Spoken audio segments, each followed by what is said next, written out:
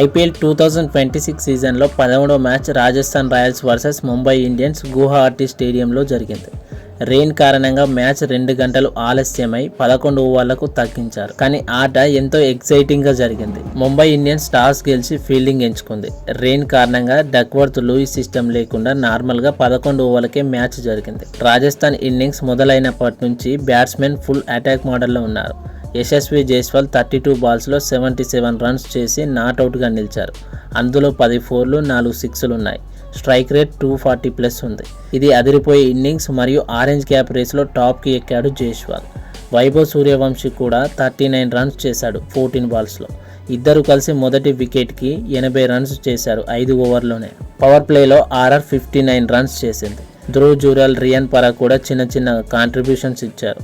RR మొత్తం 150 runs చేసింది 11 ఓవర్లు కంప్లీట్ అయ్యేసరికి. ముంబై ఇండియన్స్ టార్గెట్ 151గా ఉంది. ముంబై బ్యాట్స్మెన్స్ ఎవరు కూడా సెటిల్ కాలేదు. మొదటి 5 ఓవర్స్లో 46 రన్స్ చేసి 5 వికెట్లు కోయి భయంకరంగా కొలాప్స్ అయ్యారు.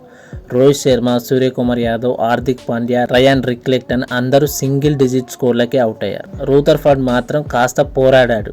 8 బంతుల్లోనే 25 రన్స్ చేశారు. అందులో 2 4లు 2 6లు ఉన్నాయి. చివరి ఓవర్లో దీపక్ చహర్, బూమ్రా కొన్ని రన్స్ తీసినప్పటికీ కూడా అప్పటికే ఆలస్యం అయిపోయింది. ముంబై 123 రన్స్ మాత్రమే చేసింది. 11 ఓవర్లు కంప్లీట్ అయ్యేసాయి. ఆర్ఆర్ బౌలర్లో ఆండర్ బర్గర్, సందీప్ శర్మ లాంటి బౌలర్లు హార్డ్ లెన్స్తో ముంబైని కట్టడి చేశారు.